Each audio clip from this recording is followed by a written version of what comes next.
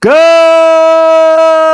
afternoon, everyone. 4 o'clock straight up on a Monday edition of Middays with Q. As always, I'm your host, Rich Quinones. 2 hours to play with. We are powered by our wonderful friends over at Triax57. Check them out online, triax57.com. We're also on X, on the YouTube channels, multiple channels on this, as we like to call it, a lunes manolo mentioso, man up Monday. And it's pretty easy to get involved in the conversation. And I'll say this: never ever hold grudges on a Man Up Monday. But first and foremost, got to remind everyone this is the 7th of July, 2025. Hope everyone had a very good holiday weekend. You guys were able to get your fill of dogs and burgers and fireworks and baseball and barbecues and picnics and the like.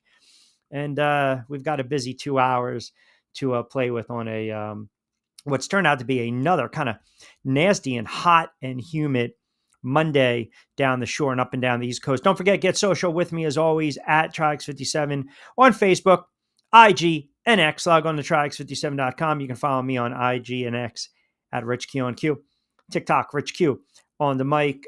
So we've got a couple little routes to go on this Monday. You've got some baseball news to get into, obviously, with the Nats cleaning house. You got some NBA Summer League.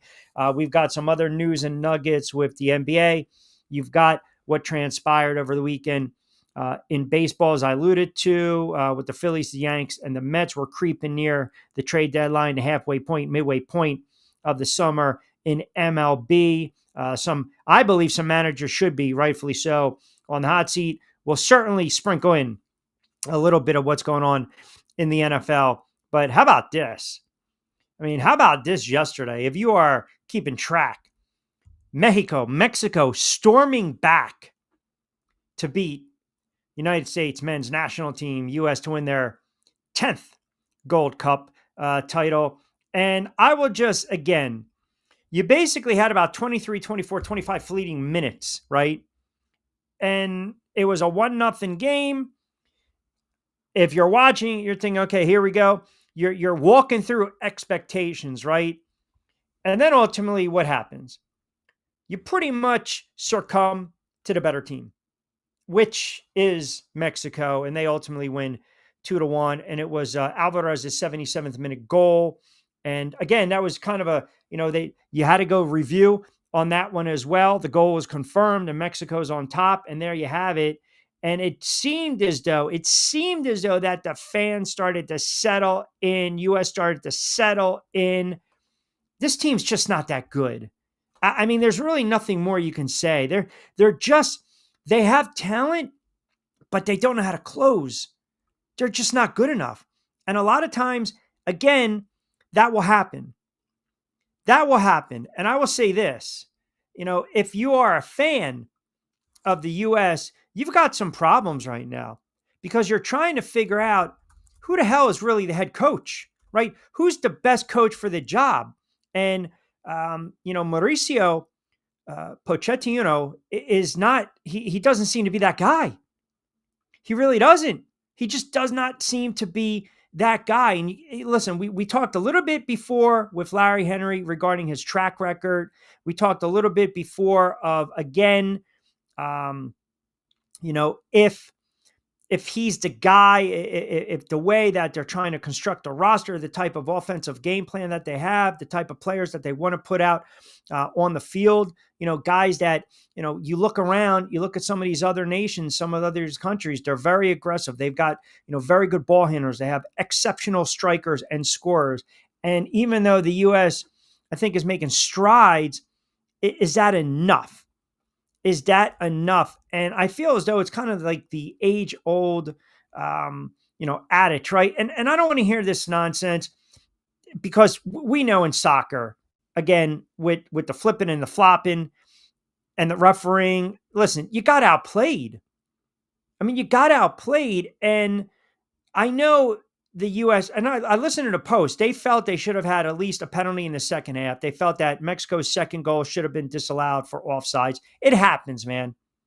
It happens. There's the 67th minute, the no call on Sanchez when he tried to kind of brace and fall, instead put his hands on the ball, which you would say, hey, hold on a second. That's a red card. That's an illegal touch. That's a handball. Can't have it. Can't allow it. And then on the other end, again, you get the block. It was offside. Hey, man, that's soccer. It's like every other sport that we watch, every other sport that we chronicle, every other sport that we document, every other sport that we played in our lives.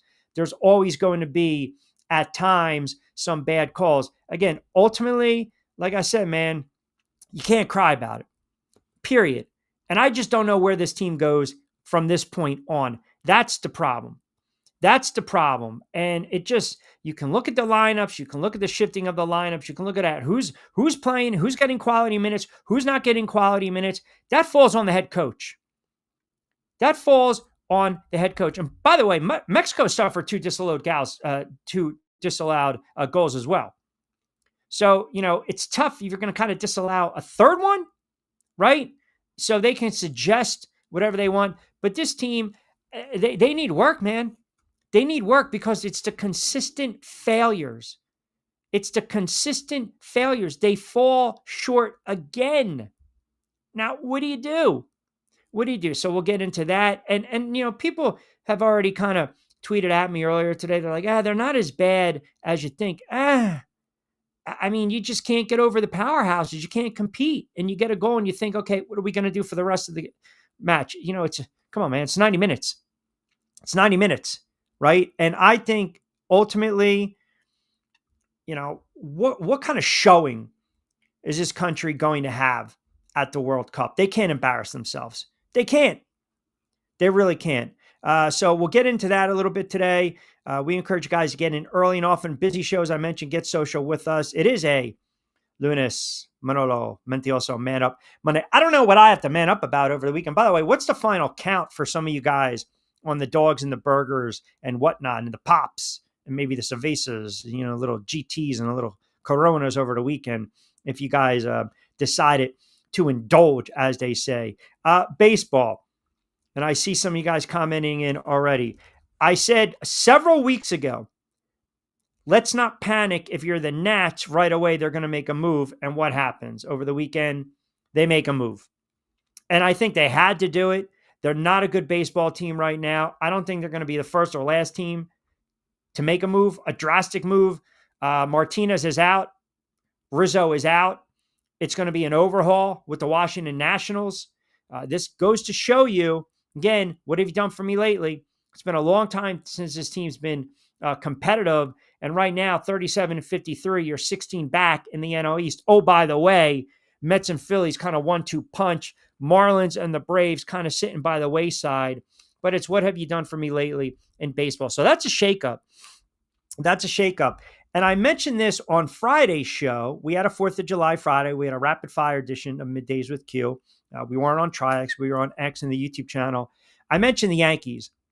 And I'm at the point right now with Boone that I believe it's okay. I believe it's safe to say, A, this team doesn't have enough firepower. They lapse pitching. Offensively, in critical spots, they cannot move runners across. They're feast or famine. They're always relying on the home run ball. Again, Judge, 33 home run. Here you go. What else is new, right? But I also believe at this moment, I would have no problem with them moving past Boone. I really wouldn't. I would have no problem with them moving past Boone. I'm over it and his just delusional comments. This is a 49-41 team right now. You're going to tell me Toronto, even though they swept them in 4, is better than the Yankees? I'm not buying it. I'm not buying it. So we got a lot of baseball to get into, a little NBA Summer League, some news and notes in the NFL, which we will dive into on this Monday. But let's see, as always, what you guys have to say out there. Man says, trying to switch channels on me. Nice try. Never. We would never. There's no way we would ever do that. We invite you to stay with us for 2 hours, man. You know that. Oh, we got a final count. Here we go. Thursday to today. So this is your final count. Oh my God, can we get some cardio in? This is your final count. Thursday to today. So that's Thursday, Friday, Saturday, Sunday. We're talking 5 days, 6 burgers, 8 dogs, 4 drumsticks. Are you kidding me? 6 burgers, 8 dogs, 4 drumsticks. So I'm just going to add these up. your college math right now, liberal arts math, we're talking 14, 4, 18, add them up, 18, caloric, the intake, the fat, the gristle, not healthy for your body in that stomach, in that digestive tract over the course of 5 days. You're woofing down about 3 a day. Now, here's the question for Man. Did you find it anywhere in your 4th of July schedule? Because I'm sure you were watching some Netflix. I'm sure you were watching some movies. I'm sure you were out and about, who knows, hanging out, doing a little barbecue, doing the family stuff. Did you find it in your busy schedule to hit the diner over the weekend? If you did that, then you got to count that in there as well. Because now we're saying how many cups of Joe did you get freshened up or you got topped off? De facto chimes in, man up, Richie. I called the Nats cleaning house in May. The tape was marked. Was it in May? A month into the season? Listen, I know you called it, and I will man up. And I said, don't be ridiculous. They're not going to make that move early in May. If you called it, more power to you, de facto. More power to you. So, yes, I am manning up. Man says, corporation has reviewed the tape, can confirm the statement. However, it was ill-timed. Read the room. Yes, because as you all know, we were basically talking a little US men's soccer when de facto decides to come in with the baseball talk, but that's okay. We give them a pass on that one. Listen, we're going to give you a pass, 11 past 4 o'clock hour. So you got the men's team, another failure on the docket. We got a lot of baseball to the end too. You got a couple players that are putting up just, I would say, ridiculous numbers. And I wanted to bring this up because I saw this last night. I was prepping, doing a little research, trying to create a little more content as well on the side. And I was watching the 30 for 30. I wanted to pose it for the question of the day, but I went kind of the soccer route. But I do want to throw it to you guys. That summer of 98, Sosa, McGuire, the home run chase, right? The chase that, the summer of the boys, the home run chase that, quote, brought baseball back. Brought baseball back. You remember Big Mac, 62nd home run, September 8th against the Cubs. At home against the Cubs. In St. Louis, Trashko gives it up. The human rain delay. I was just kind of kicking this around, and I wanted to get your input, your insight on this. A lot of people believe that home run chase, going for the single season home run record, which has now just been decimated, but 61 set by the great late Roger Maris back in 1961. It culminates. It was a chase between McGuire, Sosa, McGuire, as I mentioned, right? McGuire, scheduling gods, planned it out, facing Sosa and the Cubs, 62 home run in the season, boom. And then he finishes with 70. Sosa finishes with 66. Now, a lot of people believe that the 1998 home run record chase, as well as the prior year's pursuit of a wonderful record that a lot of people felt was not going to be broken, pretty much brought baseball back, right? Because we had the short-lived season in 94. You had the strike. It was a shame because Montreal was a very good team. And then obviously McGuire's record was later broken in 2001 by Bonds, who hit 73. I'll still never acknowledge that. Bonds being the home run Kings leader, all-time home run leader. But now that we know, it's always the Monday morning quarterbacking.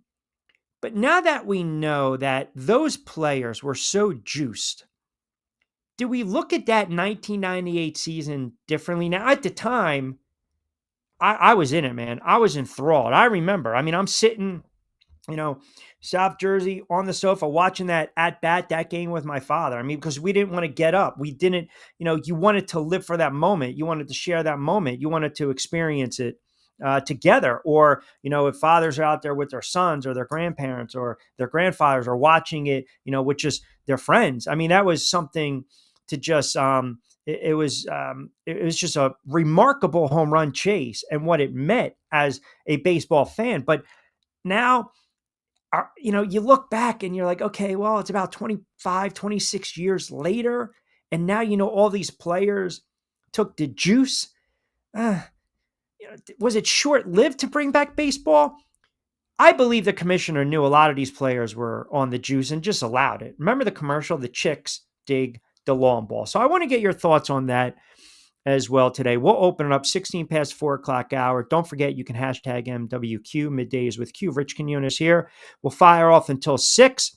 As always, get social with us. Very easy to do. You can follow along on Triax57, Facebook, IG, and X. You can log on to Triax57.com. You can follow me on X and IG at Rich Q on Q, TikTok, Rich Q on the mic. Got a lot of messages on X coming in. So where do the men's national team go from here? The Nats making a big move. We'll go through baseball. And that summer of 98, if you guys were, at the time, if you were, or you're old enough now to remember that summer of 98, McGuire and Sosa, that home run chase, bringing back baseball. Do we look at it now and just say, it means nothing? It's absolutely tainted because we know so many of those players juiced up. I mean, really, several players, we forget, several players came extremely close to breaking Roger Maris's record before 98. So if you go back, that 94 season, which was cut short because of the strike, which I felt, I thought Montreal had a remarkable team that year. They were stacked with Lou and Walker and all those guys. Matt Williams of the Giants, Ken Griffey Jr. of the Mariners, both were on pace to threaten Maris's record. They hit 43 and 40 in a season that was shortened by approximately 50 of the scheduled 162 games. Imagine a guy like Ken Griffey Jr., the natural up there with that sweet left-handed swing, breaking that record. And then you remember 95, Albert Bell, who I believe should be in the Hall of Fame, became the first player since Cecil Fielder who hit 50 plus in 90 to hit 50 in a season.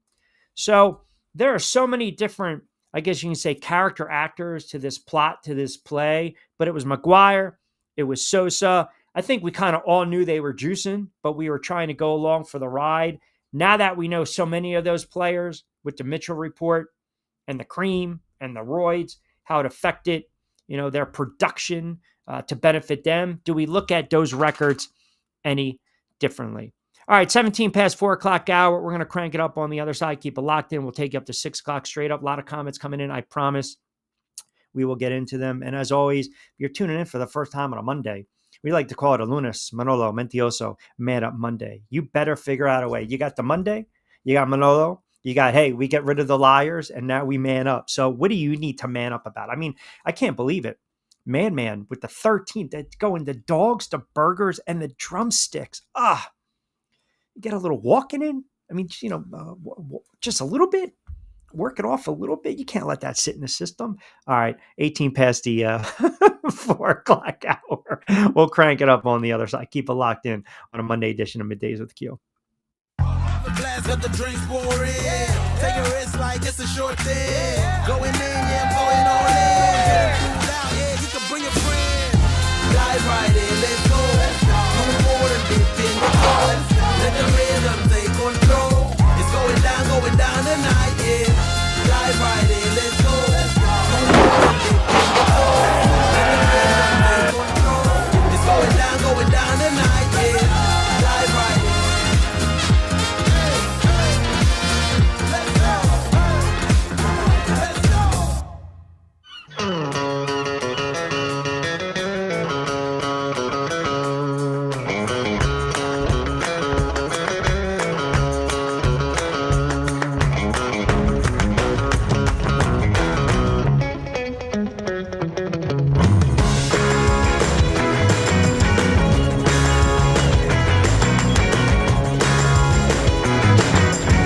This is what the Down Beach Seafood Fest is all about. It's about community, it's about friends, it's about culture, right? The food culture in Atlantic County is rich.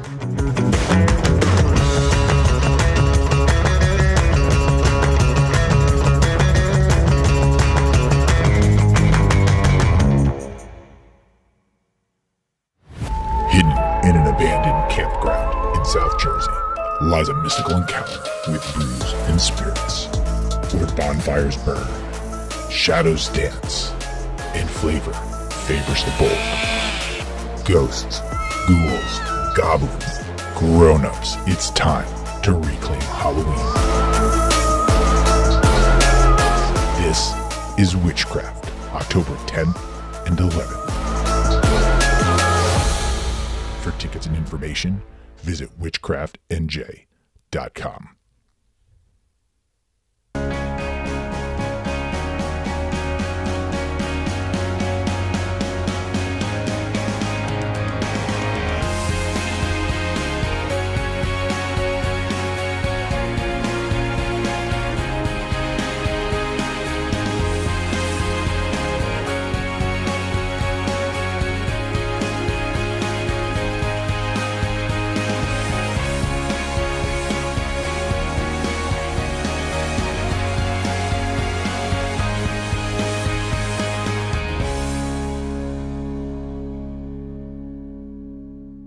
Hi, I'm Bruce Pascoe. I'm very fortunate. Years ago, I found something that I genuinely like to do, and it's something that helps other people. What I do is help people transition from traditional health insurance into Medicare. I've been doing it here in Atlantic County for more than 20 years. If you're getting ready for Medicare, call me for a free consultation. 609-484-9800. All right, 21 past the 4 o'clock hour on a Monday edition, Middays with Q. Welcome back, everyone. Rich Quinones here. We'll take you up to 6. So a little potpourri, a mixed bag on this Monday. USA soccer should man up in a midday, should have started the Medford Messi. Mexico was quicker to the ball last night. They're very athletic. I get it. You know, you got some players that chose not to play, but it sets a bad precedent, does it not, right? They're a talented team, but they still can't compete with the teams they need to compete with, right? If the draw has one super team from Europe and USA's group, they aren't making the knockout round, which is not good. I mean, it's an excellent point. It's an excellent point. I just think, you know, you got the World Cups right around the corner, man. Are they ready? When you say compete and then compete, to me, there's two different things. Sure, you can show up and give your best effort, but then really competing, that's the problem. Really competing, right? And we just don't know if they're on that level just yet. Iran and Russia are going to be allowed in the World Cup next year. Well, Iran already qualified. They secured that spot in that 2-2 draw that they had, back in March. So it's their 7th appearance. So they've qualified. Again, you got, the travel ban, right? Do you not? You got the stuff going on, obviously, outside in the real world. Which is never a good thing. So it's yet to be seen what's going to happen with them and Russia. I think, I look at the way the roster is constructed. I feel as though you got so many different personalities and you have so many egos as well. And I get it, right? You don't have some players that were not playing. They elected to not play. Totally happens, man. And again, I see some guys, Kevin's chiming in, Q, you're totally overlooking that handball penalty. Again, you can sit there and say that the replay, robbed of a handball penalty, but it's there's more to it, right? There's more to it. So you can have a gripe all you want. And I get it. It's one of the reasons that Pochettino was furious. Right? Because it's a 2-1 game you lose. That goal makes all the difference in the world. So again, if it happens, the opposite side, the opposite field, right, in the other box is a penalty. I don't know. But if you have enough chances, right, it's just, you have to be able to cash in here and there. And I get it. They go to that VAR, the VAR decision, it says no penalty. And the player was in possession, right? Moved into the box on a presser from Sanchez and Alvarado, and then Sanchez got the foot on the ball. He tried to take it, and then all of a sudden, boom, the hand landed on top of it. And again, the referee, and I think it was Mario Escobar, kind of made it clear he felt that Sanchez had only touched the ball because of his supporting arm. And they checked it, and it was no penalty. Now, again, it's unfortunate.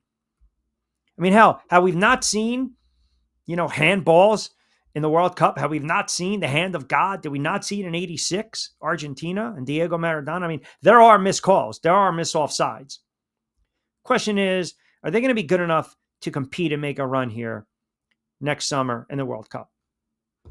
Because host nation, you want to have a good showing. You want to present yourself in a certain light. And I don't know. Again, I don't know if this coach is the right guy for the job. And look, you are also talking about a long game in soccer. You know how long these matches are? You're talking 90 minutes. So you take a lead 4, 5, 6 minutes into a game. That's like scoring on the opening drive in football, knowing that you pretty much got 4 quarters to play. And I just don't think they have the horses, man. And you can talk about who was playing and who wasn't playing. The depth's been an issue. You heard Larry Henry talk about that. The goaltending's been an issue as well. The goalkeeper, they're mixing and matching. So who knows what's going to happen? I mean, I'm curious to see if they, again, kind of stay the status quo. De facto, baseball should remove all PED penalties for 5 years to bring more eyeballs back to the sport. All right, baseball, let's pull this back up again. Baseball should remove all PD penalties for 5 years to bring more eyeballs back to the sport. So, okay. So you're talking about some of the guys that are being suspended, have been suspended. Is that what you're suggesting? So if Aaron Judge gets pinched for steroids, you're basically saying wipe that away. Or are you talking about the guys that have already been suspended for PEDs? Or are you talking about the players that were under the cloud of suspicion in the Mitchell report? Ultimately, this is what I learned last night. The commissioner pretty much knew what was going on, I would say. I'm speculating he knew, but they were trying to get fannies back in the seats, period. And if you look at all these players back in the day, I mean, who would you say was the biggest name that was allegedly mentioned in the Mitchell report? Because there was only a handful. So, the Bobby Esteleas, who played in 2004, the last time out, Jason Giambi, okay, not a surprise. Jeremy Giambi, Armando Rios, Benito Santiago. Yeah, Benito Santiago, a little bit, to think about that because all-star catcher, rookie of the year, 87. Sheffield, notable guy. But Bonds. And if you remember, Peter Magawan said in an interview and in a phone conversation, he basically asked Barry Bonds. He asked Barry Bonds straight out if you took steroids. And Bonds basically said, yeah, it was a substance for sleeping problems and arthritis. And then he said Bonds claimed he did not try to hide his use at the time, but remember the whole cream. He knew exactly what he was taking. Because remember, too, that had to do a lot with what? The alleged perjury regarding the anabolic steroids. So are we going to now take away, Barry Bonds' career? He was on a Hall of Fame path even before he took steroids. Are we going to look at some of these players like, Manny Ramirez should be in the Hall of Fame. Albert Bell should be in the Hall of Fame. Sosa McGuire, would you say they're Hall of Famers or they're basically home run hitters? Are they worthy of the Hall of Fame? Bonds, certainly generational player. People will say arguably the greatest player of all time. Should be in the Hall of Fame. But all these players are always under that cloud, that suspicion. And that's the problem. So again, I ask you, are you saying, hey, just put an asterisk next to it, wipe it away, right? All the above for current players. All right, so let's just say right now, current players we're going to go suspend it for PEDs in baseball. Let's see what they generate for us. All right. So right now, de facto, as of July 7th, 2025, there are two. Give me two, Utah. Two players that are currently serving suspensions for PEDs. Jose Alvarado. Now, I'm wondering if you're bringing him up because obviously he's a Phillies pitcher, relief pitcher. Suspended 80 games without pay. That was back in May. And then Jerkerson Profar, an infielder for the Atlanta Braves, was suspended 80 games for testing positive for HCG. Okay? He's not eligible for the playoffs this year. So you're basically saying two of those guys. That's what you're insinuating. I mean, if that's where we're going, again, with all due respect, that's goofy talk. What I'm asking is, watching last night and that 1998 home run chase and seeing how it brought back eyeballs and the chicks digging the long ball and all that other stuff, you have two great all-time home run hitters, period. Now, we can debate if they're worthy of the Hall of Fame. I mean, put it in perspective. Really, Sammy Sosa hit 609 home runs. Back in the day, 400 was a hell of a career. 500, you're getting enshrined. You're going to Cooperstown. 600. This guy's never going to sniff the Hall of Fame. He's never going to sniff the Hall of Fame. You know, you look at McGwire and you look at McGwire's stats. People forget early on in his career, at 47 home runs as a rookie. Mark McGwire hit 583 home runs. He's not getting in. He's not. Because of the cloud of suspicion. There are great players that should be in the Hall of Fame, but they got pinched. There are great players, you know, I can name a bunch of them. Scott brings up a great example. With this one, Rafael Palmeiro. But he waved his finger, right? I mean, look at his numbers for his career. This guy basically hit close to 290. He had well over 3,000 hits. He had well over 550 home runs. Drove in probably close to 2,000 ribbies. How are you going to sit there and tell me that now, if you want to say, well, he's only a 3 or 4 time All-Star, not a big deal, 3-time Gold Glove, 2-time Silver Slugger winner, 3,000 hits, 500 home runs. That's rarefied air. That's a Hall of Fame career. That is a Hall of Fame career, period. But ultimately, what's going to happen? We're going to take a look at the steroids. And remember, too, Canseco came out when they were teammates on the Rangers, and he basically said in his book, you know, the book Juice, which was a great book. It was outlandish, but it was a crazy book, that, yeah, he took steroids. But his career, his numbers, his stats justify, you sit there and say, this guy's Hall of Fame worthy. And that's where, you know, you have to draw that line. Do we just basically say, stick them all in? Ultimately, it's the argument I've had with USA Today's Steve Gardner, who covers baseball, and he's a Hall of Fame writer. Sosa and Big Mac brought eyes back to the sport. You should have heard them the way you put fake Paul on a pedestal for boxing. Oh, you should herald them for the way you... I mean, hey, you know, Jake Paul's been very busy, has he not? You know, beating fighters, former champs, cashing checks. Who knows what transpired with the ice stuff? I don't know. 49 as a rookie. There you go. That's crazy. 49 as a rookie. 49 as a rookie. You know, Reggie Jackson, I think his second year, I don't think he hit 49. I think he hit 47 his second year in the bigs. His second year with Oakland. You know, he put up monster numbers. I mean, back in the day, think about this. Back in the day, might have been his third year. He's hit 47 home runs in 1969. Unheard of. Unheard of.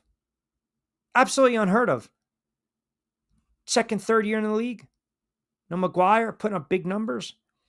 Canseco should be in the Hall. For what? The Hall of Goofiness? Stop. Jose Canseco's not a Hall of Fame player.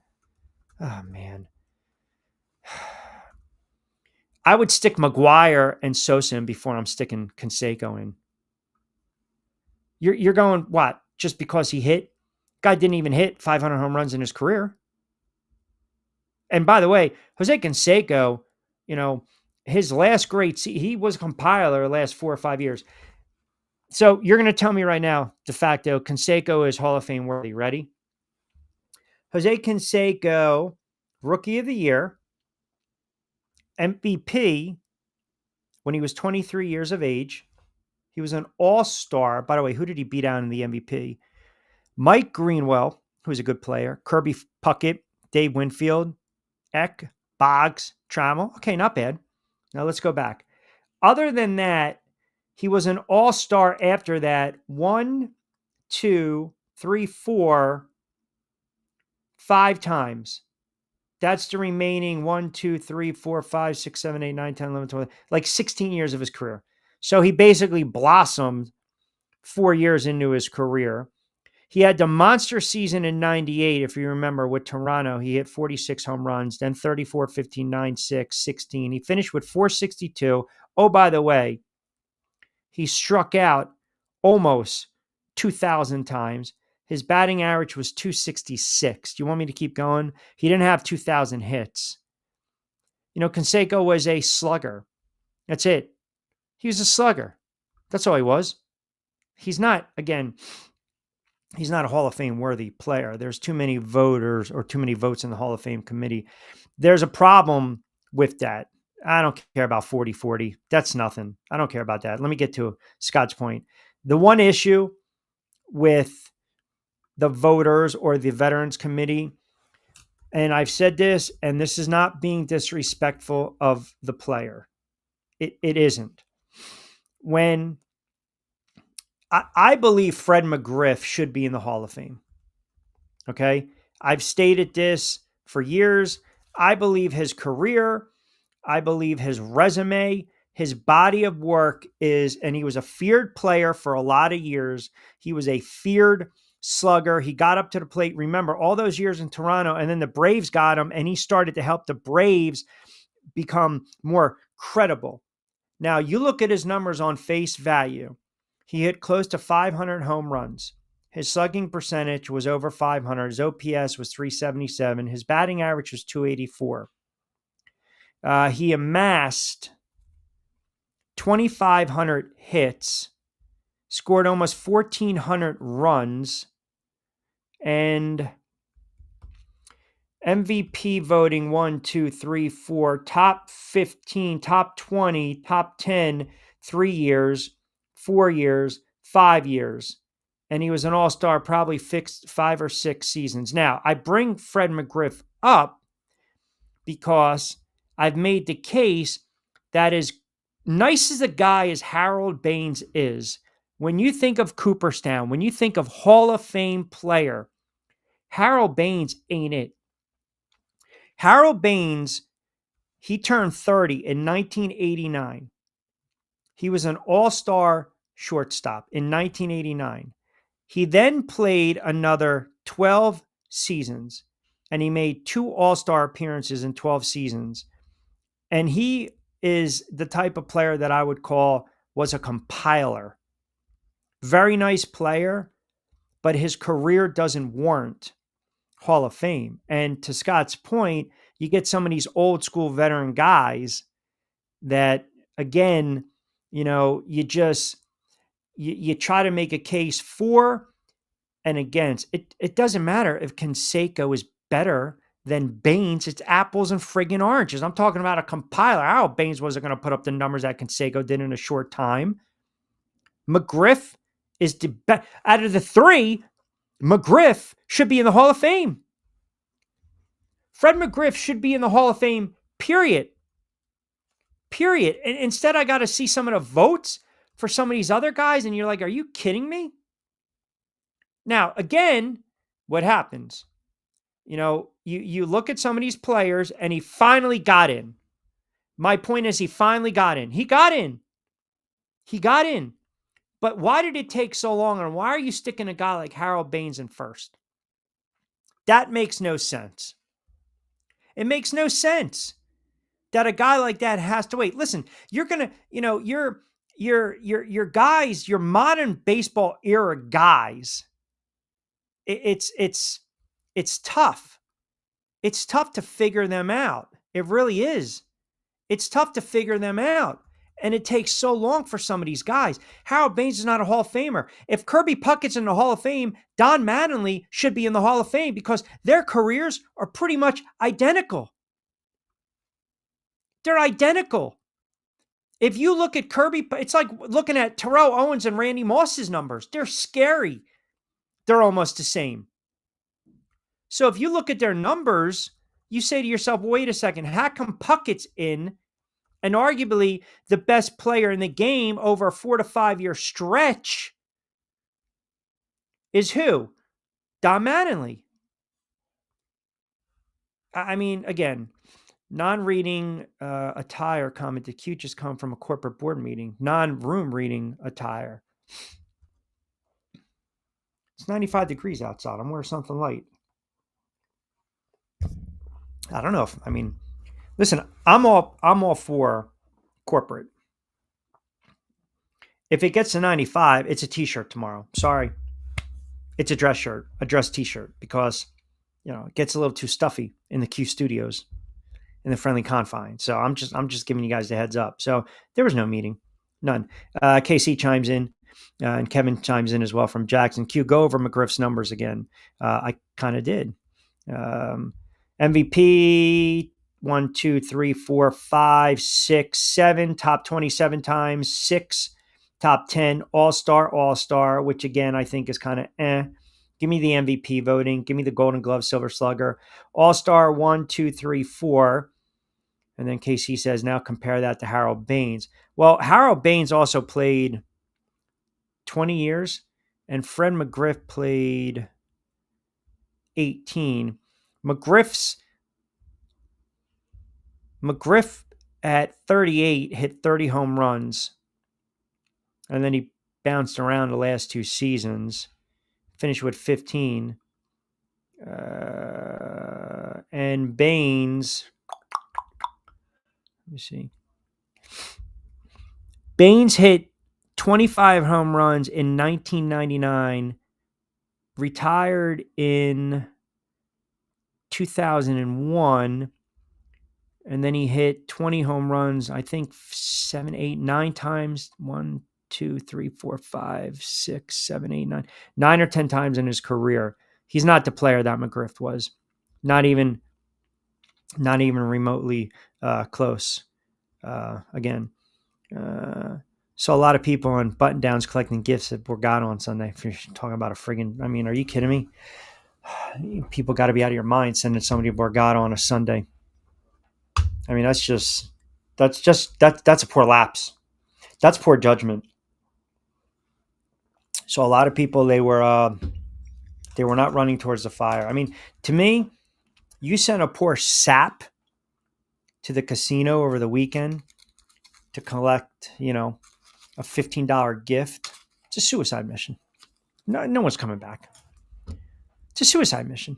Really. It is. Dean and Laurel Springs chimes in, Q. There's no way you're comparing Puckett to Mattingly. Yeah. I am. You want me to, would you like me to pull it up for a moment? Mattingly was the best player in the game before he threw out his back. He was the best player in the game. 1984, 1985, 1986. Best player in the game, period. Period. MVP 1 year. Second runner-up. Top 5. Top 5 4 straight times. His numbers are pretty much right where Puckett's are. Now, the difference is Puckett won a World Series. Puckett won 2 World Series. Now, should that be the difference? Should that be the difference? And Kirby Puckett was a great player. I'm not taking anything away from Kirby Puckett. Was Kirby Puckett ever an MVP? The answer, no. Kirby Puckett hit 207 home runs. He had 2,300 hits, and he had a .318 batting average. Donnie Baseball had a 307 batting average, 222 home runs, and he had 2153 hits. And like I said, had a bad back. And then finally, when the Yankees got good, they get bounced by the Mariners. Then the next year, obviously he retires. The next year, they go on and win the World Series. How does baseball's criteria for the Hall of Fame change, like in the NFL, where 6 dominant years can get you in? Is baseball a little more stricter where they need to be? Great question. Football, I've always had an issue with the Hall of Fame voting in football. And it's a very astute point you bring up because, again, as I mentioned, guys like Harold Baines, Fred McGriff, eventually guys got in, Mattingly, Puckett, the list goes on and on and on. Pardon me. I look at, and I'm going to get killed for saying this, I look at a player like Terrell Davis. Terrell Davis had a quick body of work. He did. Terrell Davis, if you look at his first 4 years of his career, 4 years of his career, you say, great back. This is an all-pro. This is an MVP-worthy running back. And what do we point to? 20,000, right? I'm sorry, 2008. We point to 1988. Here we go. He was an all-pro AP player of the year. He was MVP. He was offensive player of the year. He had a marvelous 1998. And where he really cut his teeth, he was an unbelievable playoff running back. I mean, he was. They had their run 97, 98 to back-to-back, right? The Lombardi trophies. He averaged $145 in the playoffs in 97. He averaged $156 in the playoffs in 98. But what about the rest of the body of work? You understand what I'm saying? So we're going to sit here and say because he had a little burst, then he got injured. Terrell Davis, the last 3 years of his career, collectively played just 17 games. 17 games. Now, you're talking about a running back who had over 7,000. So you're putting Terrell Davis in the Hall of Fame, but, you're not putting a guy like Tiki Barber, whose stats dwarf that. His stats, they absolutely crush Davis's. Now, Tiki Barber didn't have the playoff success, doesn't have a Super Bowl. They get bounced in a wild card game versus the Eagles. The next year, he retires and they win the Super Bowl. And I don't get into Pro Bowl. I'm just using Tiki as an example. You're talking about a guy in his 30s still rushing for 1,300, leaving the pinnacle, the top. His numbers were off the chart. Very underrated back. I can go on and on. When you talk about the running back position in the NFL and the guys that we say are the best backs of all time, right? Sarge chimes in Q. If that's the case, what about Gale Sayers? Gale Sayers' career was cut short by injuries. And it was unfortunate. Now, it's a good comparison because Sayers only had 5,000 yards. Well, you might want to check Sarge. I believe he was just under 5,000 yards. He played 7 seasons in the NFL. But back then, you tear up your knee, you're not coming back.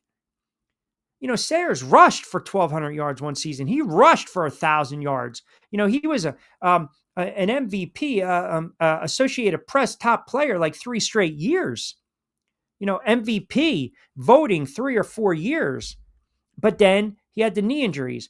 I think that's an exception to the rule, right? Because those numbers for that time, 5,000 yards, he was the best player. And by the way, he was also a running back that caught the ball out of the backfield. He was also a running back that also handled kickoffs and punt returns. So if you talk about his total yards from scrimmage, he had over 6,000. Davis had 8,800. Now we're talking 1990s to 1960s. But Davis had 4 years and that was it. 4 years and that was it. Period. Not to mention July 4th weekend. Yes, exactly. That's, what that reminds me of the scene in Jaws, right? When the mayor, he's the mayor of Shark City. He wants to hang up these young kids by their Keister Browns. And that's when the great Richard Dreyfuss turns around and goes, you know what? Look at that billboard. Because those proportions are accurate. And then he said, listen, all we have here is very simple. It's a evolution, right? Of life, right? All this shark does is swim, eat, and make baby sharks. And he said, listen, 4th of July, man. And what did the mayor say? Oh, the beaches will be open. We're going to have the best weekend ever. And it's 4th of July. And we kind of knew he's the mayor of Shark City. Sending those poor people out. What happens? You know, a couple of them got gobbled up by Jaws. You're not going to do that. That's a suicide mission. That's exactly what happened to some people over the weekend. You know, they're being called upon to, collect $12 gifts. It's not good. It's not good for anyone. The reason I ask Albert Bell deserve a hard look. I've mentioned Albert Bell for years. I think Albert Bell is a great hitter. I think he was a slugger. I think Albert Bell also with the cork back. Albert Bell got a raw deal, but I would maintain that Albert Bell put together the best 4 or 5 year stretch that we've seen from a player over the last 40, 50 years. I mean, his numbers were just off the charts. You're not even talking about the home runs, talk about the RBIs. I mean, he had seasons 38, 129, 36, 106, 50, 126, 48, 148, 49 and 152.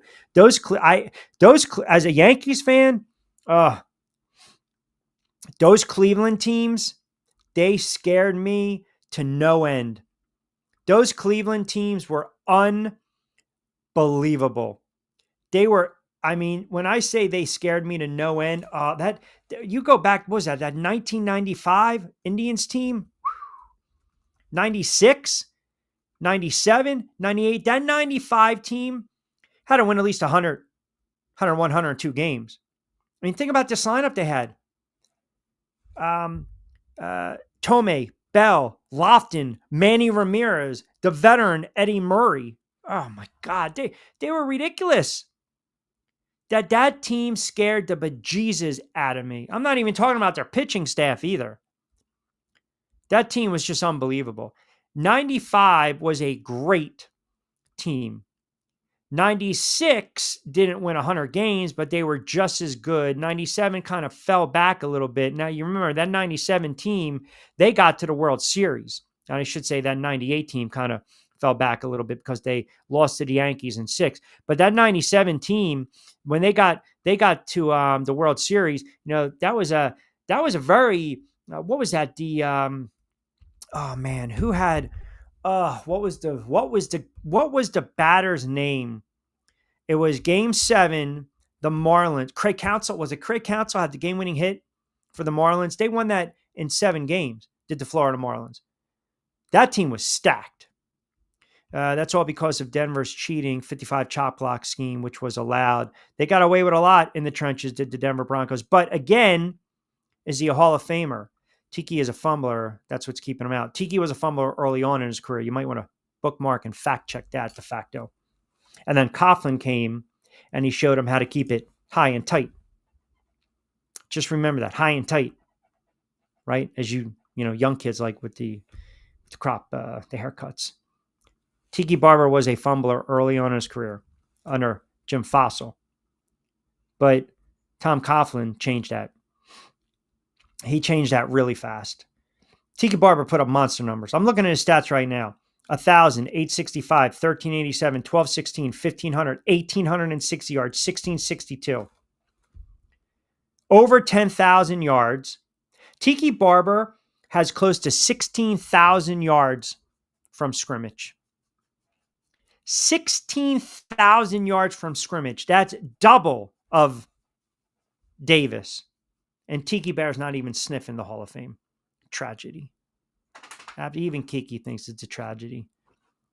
By the way, the one thing I will say that's very good about this being a Monday, a Lunes, Manolo, Mentiroso Man Up Monday, the crowd is gone. Because this poor dog, you had 1,000 different dogs that were just, it was absolutely pandemonium. It was utter chaos.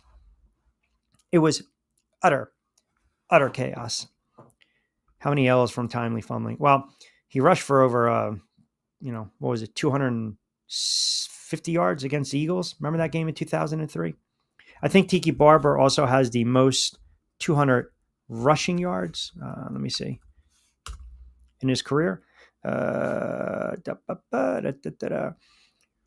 he had 220 versus Kansas City. He had 200 against the Eagles.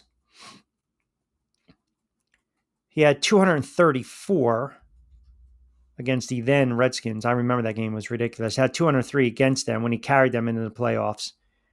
And then the game against the Eagles where he fumbled a couple times and the Eagles won. The Giants won on the shocky touchdown. They went to overtime. They won on a field goal to get in the playoffs. You're also talking about a player that left the game, as one of the best back. I mean, Tiki Barber was a great back. I'm sorry. He was a great back. He is worthy of Hall of Fame consideration, period.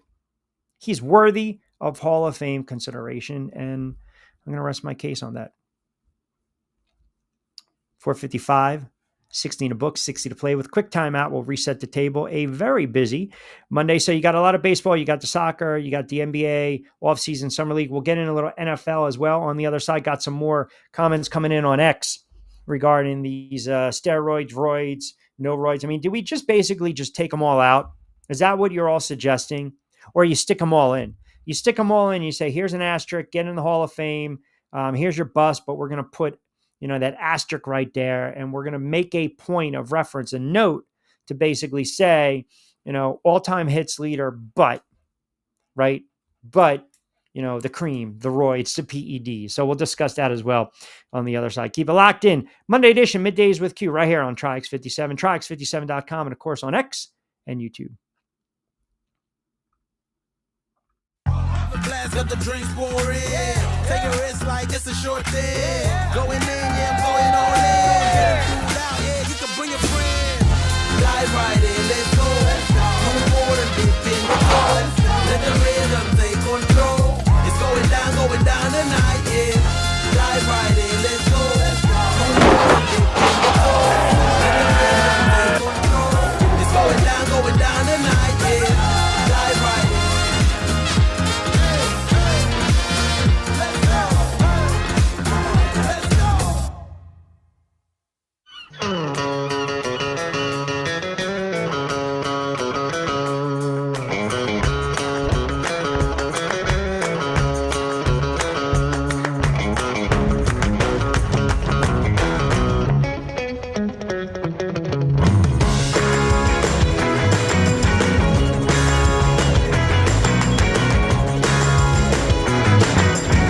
This is what the Down Beach Seafood Fest is all about. It's about community, it's about friends, it's about culture, right? The food culture in Atlantic County is rich.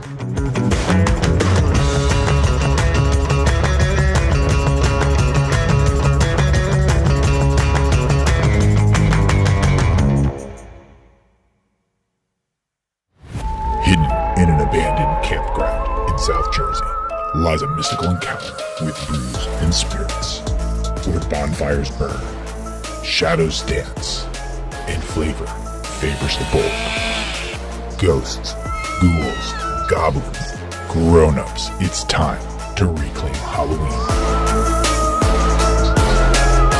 This is Witchcraft, October 10th and 11th. For tickets and information, visit witchcraftnj.com.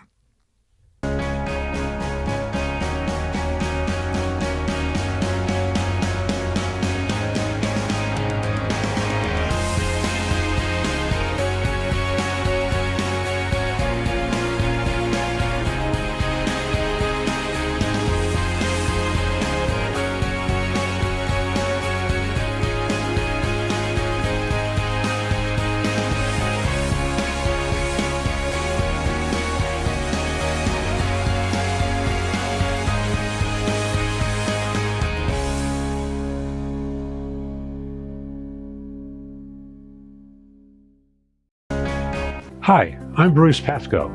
I'm very fortunate.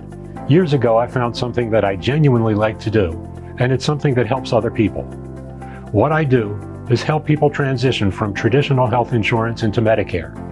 I've been doing it here in Atlantic County for more than 20 years.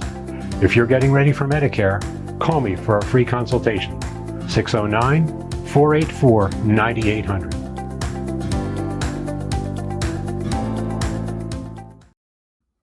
All right, 5 o'clock straight up. Good stuff with the eyeballs and the engagement as always on a very busy Monday. Don't forget, this is a Monday edition Middays with Q. Rich Quinones here. 2 hours to play with. Hope everyone had a very good extended holiday weekend. You enjoyed the 4th. I still can't get over. I mean, you guys talking about the final count. Sarge coming in and he said wolf down about 7 burgers over a 4-day time period. Wow. I don't even know. Madman never got back to us on the chat. We're trying to figure out if he was, if he washed down those burgers, I mean, with a tasty beverage, or was it more or less a little coffee at the diner, right? The Stratford Diner on Whitehorse Road, on Route 30, which I would say has very underrated coffee. Absolutely. Very, very underrated coffees. DJ chiming in from the Northeast. Cute. Just out of curiosity, who would be your top 4 or 5 running backs of all time enjoying the show and the football talk? Yeah, I mean, I think when you start to get to all time, are we looking body of work? Like Jim Brown has to be right up there. Peyton has to be up there. Barry Sanders has to be up there. Gale Sayers, I think, should be up there.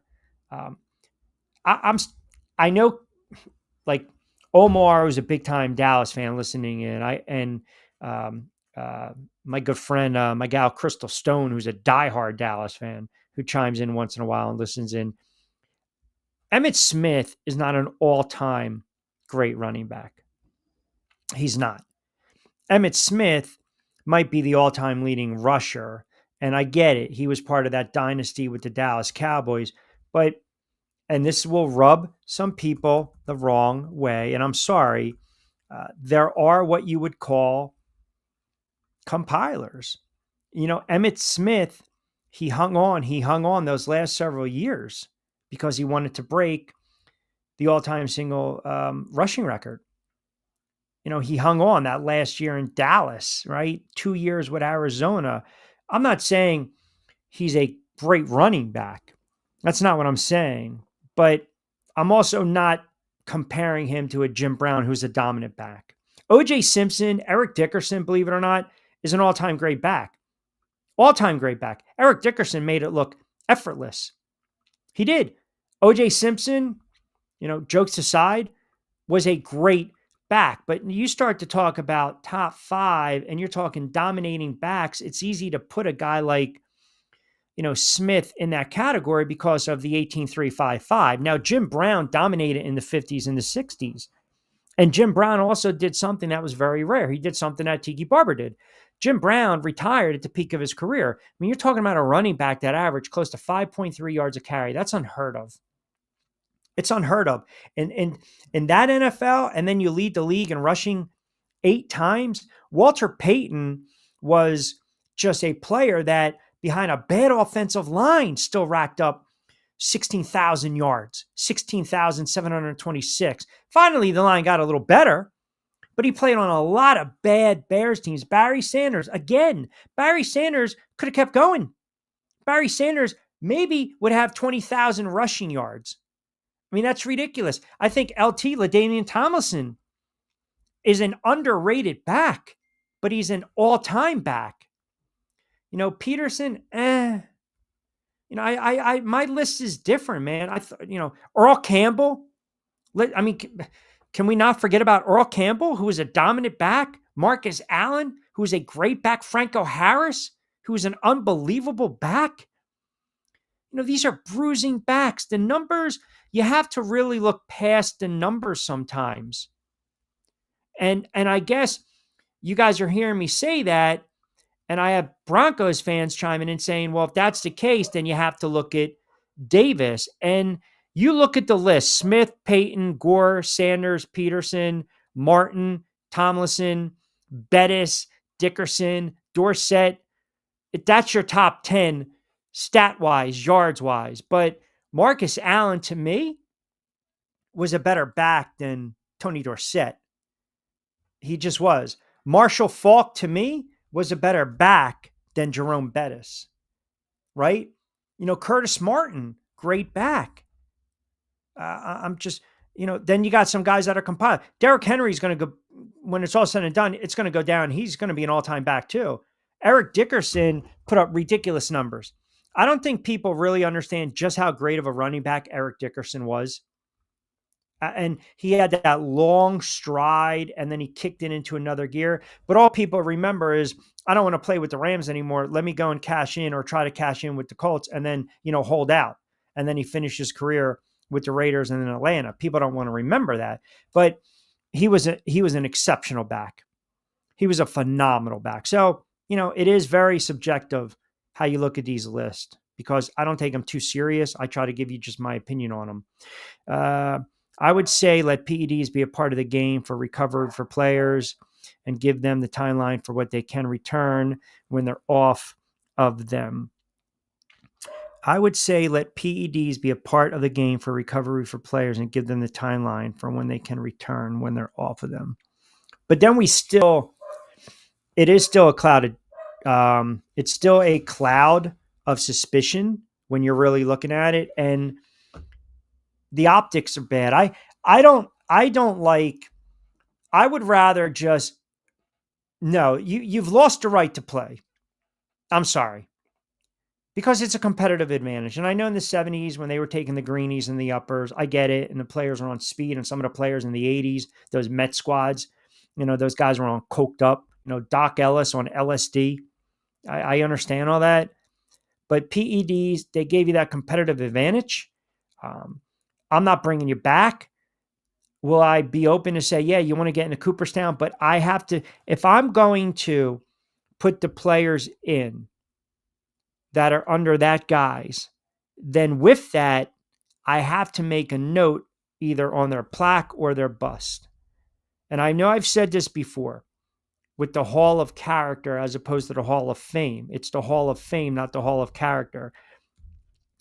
I think with baseball, because you have such hardliners, and that pretty much almost wrecked the sport for a while when that Mitchell report came out and the Dowd report and all that stuff. You go through the Pete Rose and the gambling, then you go from the live ball era, and then you go from the juice ball, then you go to the PEDs and the roids and everything. And the fact that it blew up in their faces a couple years after 1998, I just can't sit there and say, okay, Rafael Palmeiro, Albert Bell, Manny Ramirez, you guys are suspended.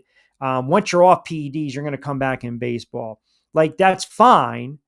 But am I going to stick them in the Hall of Fame after they come off their suspension? Or do I stick them in the Hall of Fame with the caveat, Scott, that I have to put on their bust, on their plaque, suspended for a year because of PED use? If that's the case, then I would be open to that. I'm not going to champion it, but I would be open to that. What I think eventually is going to happen is you are going to get these hardline old school baseball writers. And eventually, when one player gets in or a couple players get in, it opens up Pandora's box. All the players get in, but you have to just have that asterisk. You have to. The trick is no burger or hot dog buns and a lot of walking. Yeah, but that takes the fun out of it, right? I mean, if you're going to, let's get back to this. Hold on. Let's hold on. Let's break this down. Let's think pragmatically here. What's the point of having a burger and a hot dog if it's not in the bun? Very un-American if it's not in the bun. If you were going like turkey burger with a little broccoli and a little mustard, I can live with that. 4th of July. If you're going to splurge, you're going to splurge. My only issue was I'm a little concerned. I counted 13 total food groups: hot dog, burger, and what was the other one? Chicken wings. Like, okay, a lot of walking is good, but you still haven't answered the question. Did you get topped off? Did you go to the diner? Top 5 running backs: Barry Sanders, Barry Sanders, Barry Sanders, Barry Sanders, and Barry Sanders. Barry Sanders was phenomenal. Phenomenal. Watch Barry Sanders play all the time. Dorsett better than Smith. Smith had a better O-line than Dorsett. Tony Dorsett was a great running back. Absolutely. He was a great running back, but the game was so different. The game was so different. When you look at, if you go let's just say best running backs in the 1970s, there's 4 or 5. 4 or 5. There's Dorsett. There's Franco Harris. There is Otis Anderson. There is OJ, right? OJ Simpson. There is Ron Johnson was a very good back. Larry Brown was a very good back. Earl Campbell, Walter Payton. So we go 5. Back me in a corner right now. 70s. Best running backs, Peyton, O.J. Simpson, Franco Harris, Tony Dorsett, Earl Campbell. Earl Campbell was so underrated. It was ridiculous. So underrated. He basically carried that franchise in irrelevancy. Larry Zonka. There you go. Vikings fan chiming in. Chuck Foreman. Yep. Floyd Little. That's another one. Really good backs. Really, really good back. And then, we started to see the backs get what? Bigger, stronger, faster in the 1980s. And then the lines, the tackles and the linemen, they got bigger and stronger in the 1990s. And it opened up the way for some of these backs. And the backs got bigger and stronger and faster. I mean, there's so much in play when you start to compare these guys. Really, when you really start to compare these guys and you say, wait a second, let me stick this guy behind this line and this guy behind that line. I mean, I think Eric Dickerson, Walter Payton retired 86, 87. He was not the same back that he was. My opinion is that Eric Dickerson is arguably the best back from the 1980s. Marcus Allen was very good. Dorsett downside of his career. Otis Anderson got to revitalize his career. Got traded from Cardinals. He went out. He went to the Giants. Very underrated back. I'll give you another name. Joe Morris too. Joe Morris in 85, 86 was unbelievable. I will give you another name that I think is a running back that definitely deserves consideration for the Hall of Fame. And it pains me to say this because the Giants battled San Francisco so hard in the 80s. They played them in the playoffs in 81. The 49ers got the better of them. The Giants were not there. 84, the 49ers team was unbelievable, but the Giants started to ascend. 85, the Giants got the better of them in the wild card game at home. 86, they knocked out Montana in the divisional round 49-3 on the way to the Super Bowl. Then strike in 87, 88, they finished 10-6. 89, they lost to the Rams, the flipper game. And then 90, they went on the road and they beat the 49ers at the stick. Remember my bar, I'm more than just a kicker. There's going to be no three-peat. Well, one of those backs, 85, 86, 87, 88, 89, who was an absolute stud, was Roger Craig. I thought Roger Craig, to me, is a running back that does not get enough credit. You got a running back that's rushing for over 1,000 yards and a running back that catches 93 balls for over 1,000 yards in the same season. If you put his numbers together, and he was a battering ram of a running back. And I couldn't stand the 49ers, but Roger Craig was fun to watch. Roger Craig had over 13,000 yards from scrimmage. Roger Craig, if you're really being fair and you look at his body of work and also what he did in the playoffs, he was a beast in 1989. He was an absolute beast in 1989. That 49ers team is one of the all-time greats at 14-2. They were unbelievable. And they stubbed their toe twice. They only lost to the Rams, and then they lost to the Packers. And you remember, they destroyed the Broncos in that Super Bowl. Roger Craig was one of those catalysts. Period. Diner over the weekend, it's a staple, as it should be. As it should be. Garrison Hurst, Ricky Waters, Frank Gore, Kevin Barlow, Roger Craig. Kevin Barlow. Garrison Hurst, that 99-yarder in overtime, right down the sideline. The Jets with their horrible tackling. What was that, 98? Hurst was a very underrated back. Ricky Waters is a back that probably doesn't get a lot of love. You know, the for who, for what, Ricky Waters. But if you look at Ricky Waters' numbers, you would say he's Hall of Fame worthy. He is. We're not talking personality.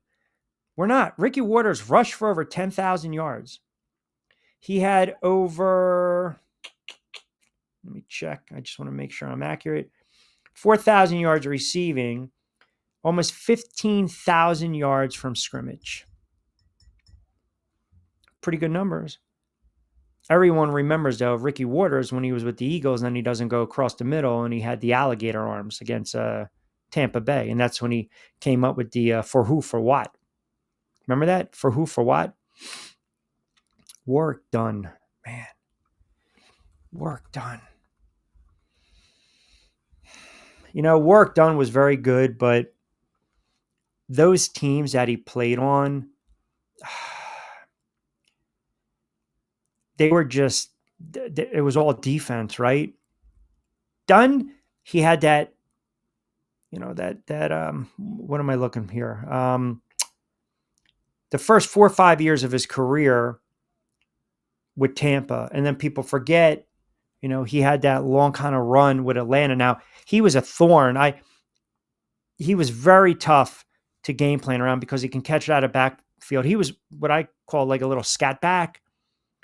Work done was Offensive Rookie of the Year, and then he was a 2-time Pro Bowl selection. Now, depending upon how much stock you put in the Pro Bowl nonsense, which I don't, he rushed for over 10,000 yards. He only had 49 touchdowns on the ground. That might hurt him.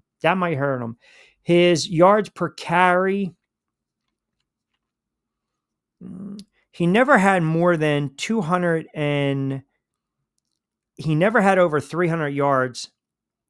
I'm sorry. He never had 300 touches in a season. He had 286 was his high watermark. He averaged for his career. What did he average? What was that? 4.1, which that's not bad. And he had 15,000 yards from scrimmage. I think what hurts Work done is that, again, he played on a team that was defined by their defense, right? Those mid to late Bucs teams, 97, 98, 99, 2000. What did he do? Let me see playoffs. Yeah, really didn't do much. Then we start to open up that, okay, if you got 10,000 yards, you're automatically in. Like, then we kind of open up that different kind of conversation. Very good back. I mean, really good back. Where is he? I mean, I'll give you this one more time, and you guys tell me. It's kind of like your yay and nay when you look at all-time NFL rushing leaders. All right, so here you go. Smith, Hall of Fame. Peyton, Hall of Fame. I mean, Frank Gore is going to get in. I know I've had people on the air tell me that, well, he kind of compiled his last 3 or 4 years. Just by virtue of his numbers alone, you know, didn't have a substantial amount. He had a good run in 2012, but playoff-wise, I think he only made the playoffs 3 or 4 times in his career.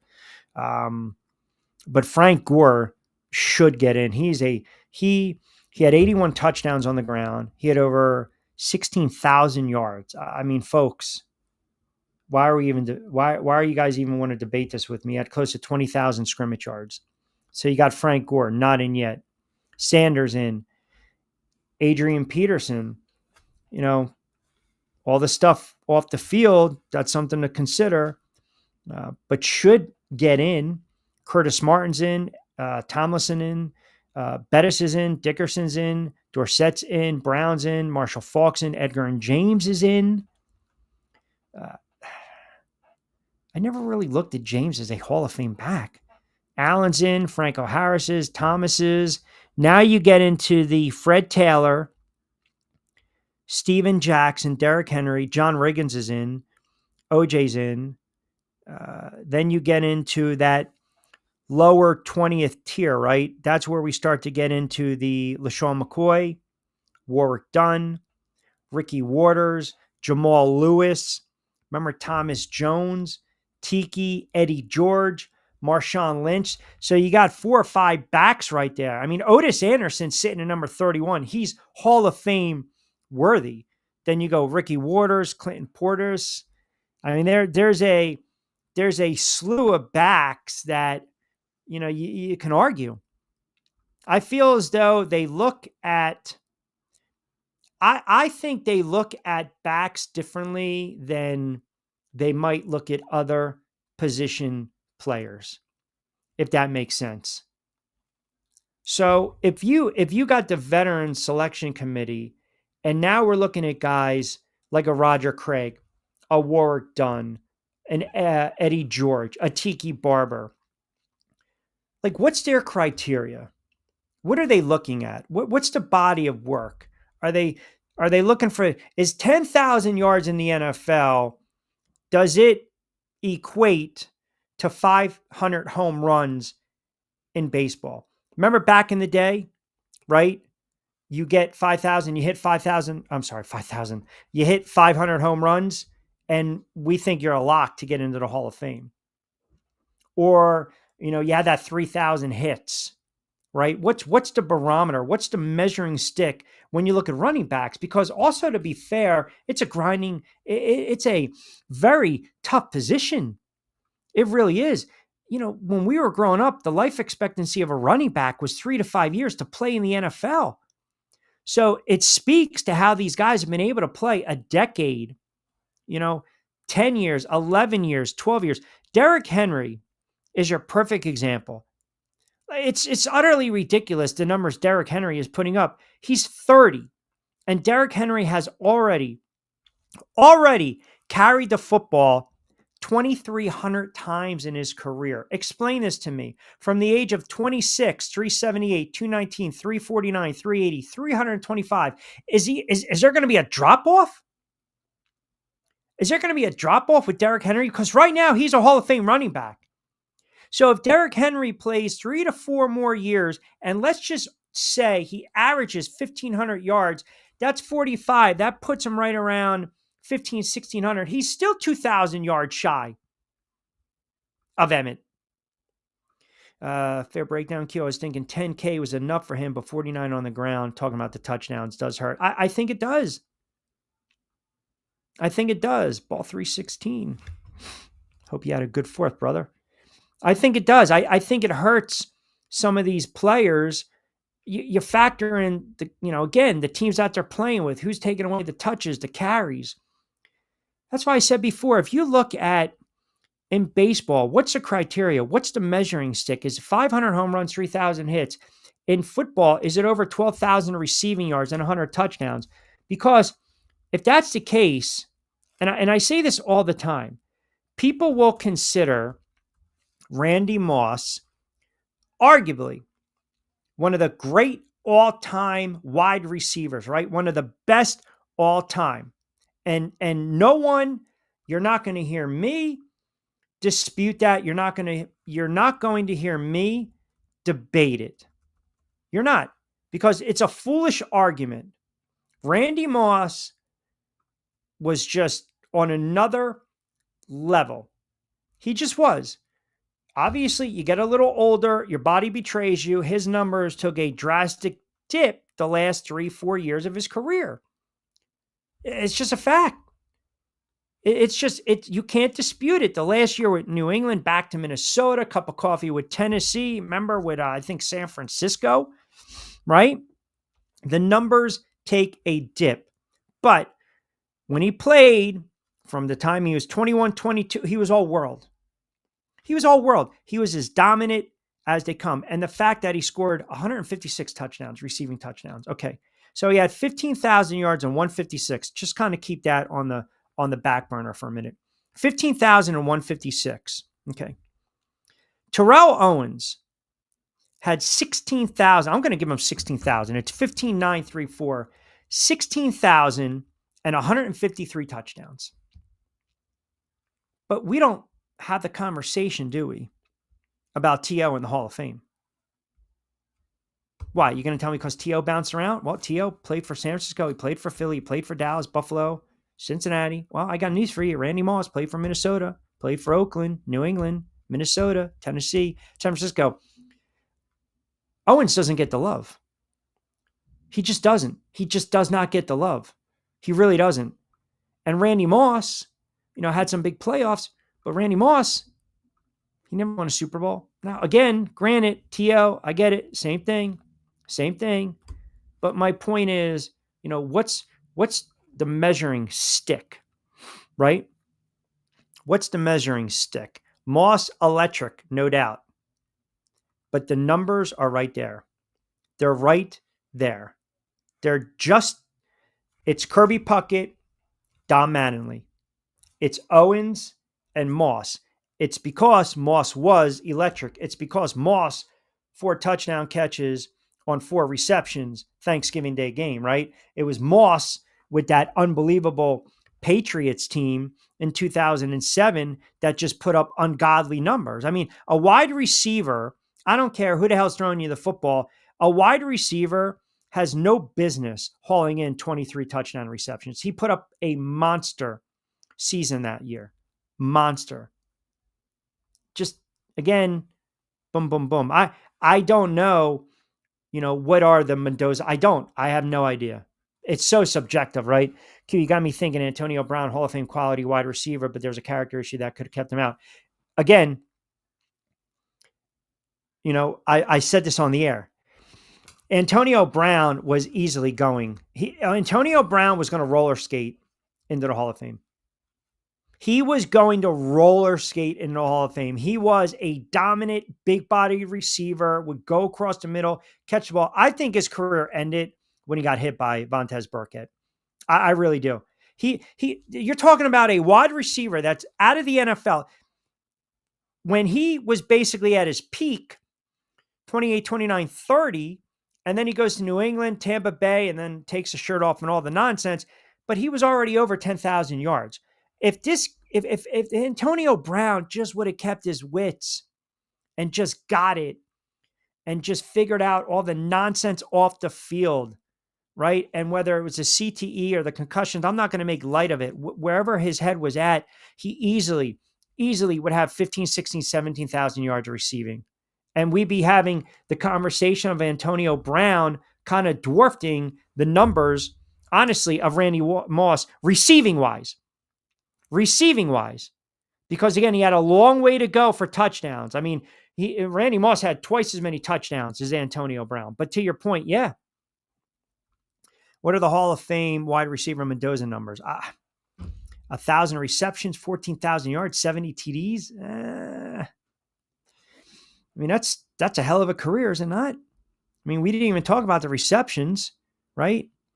Brown has 12,000 yards, 83 touchdowns, and 900 receptions. Like, to me, that's a Hall of Fame career. Terrell Owens. Owens has 982 receptions, 15,000 yards, and 156 touchdown receptions. And this guy's not in the Hall of Fame. Something doesn't add up. It just does not add up. And it's no disrespect to these other guys. It's not a knock. It's not a slight. These other guys are very worthy. T-Chimes and Q, it's an excellent comparison. I never even thought about that, but it's like one of your commentators said, Morse was just electric and T.O. was a goofball. Yeah, but Randy Moss was a goofball too. Because T.O.'s doing push-ups or sit-ups in his driveway. I remember when Andy Reid basically, you knew that relationship was in trouble when Andy Reid mispronounced his first name during the introductory press conference, like Terrell. But when they put him on that, unable to perform list or whatever the hell it was deemed back in the day, conduct detrimental, and he's doing the sit-ups and he's, doing the alternate, dumbbell curls in his driveway, you just knew. And the bottom line is the Philadelphia Eagles, They should have just paid him.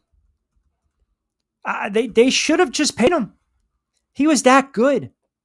He was that good. They were a good team, and then he made them a dominant team. Not to mention the guy basically tried to will them to a Super Bowl win on one leg.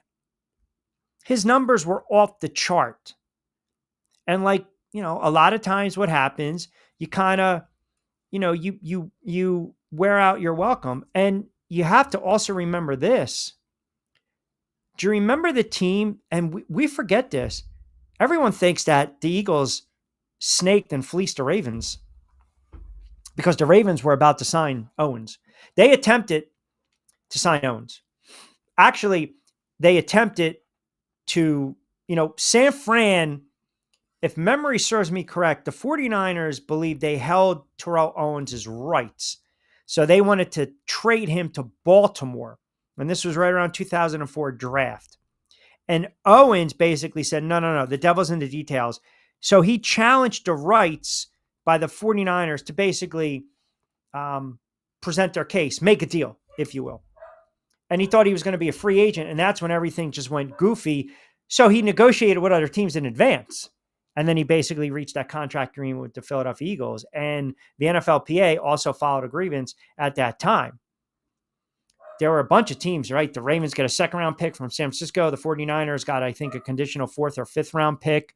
They got a player in exchange. The Eagles get Owens. And the Eagles should have paid Terrell Owens. They should have. They should have paid Terrell Owens. They didn't want to. They just didn't. They thought he was a malcontent. Just back and forth, the issues with Donovan McNabb in the locker room and the back and forth yapping with Hugh Douglas. And it was a bad thing. It was absolutely bad. All right, 5:37. Quick timeout. We'll reset it. We got your comments on the other side. Got the drinks pouring. Take a risk like it's a short thing. Going in, yeah, I'm going all in. Getting food out, yeah, you can bring a friend. Dive right in, let's go. Move forward and dip in the flow. Let the rhythm take control. It's going down tonight, yeah. Dive right in, let's go. Move forward and dip in the flow. Let the rhythm take control. It's going down tonight, yeah. Dive right in.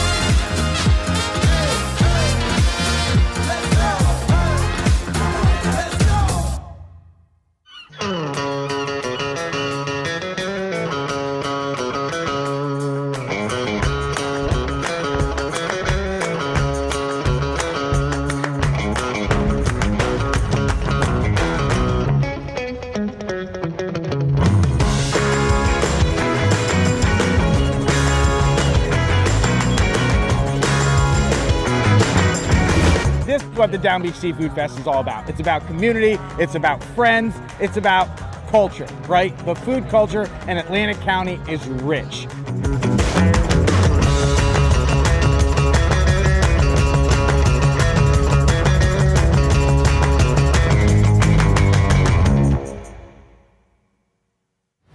Hidden in an abandoned campground in South Jersey lies a mystical encounter with booze and spirits, where bonfires burn, shadows dance, and flavor favors the bold. Ghosts, ghouls, goblins, grown-ups, it's time to reclaim Halloween.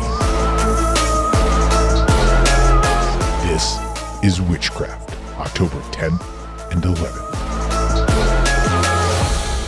For tickets and information, visit witchcraftnj.com.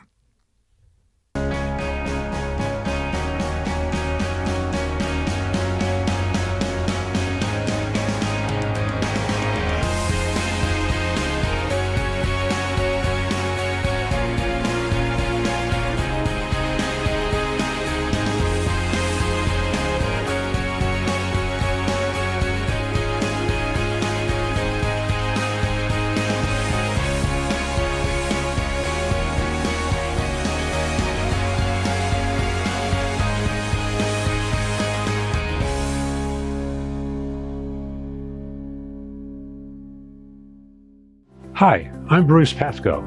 I'm very fortunate. Years ago, I found something that I genuinely like to do, and it's something that helps other people. What I do is help people transition from traditional health insurance into Medicare. I've been doing it here in Atlantic County for more than 20 years. If you're getting ready for Medicare, call me for a free consultation. 609-484-9800.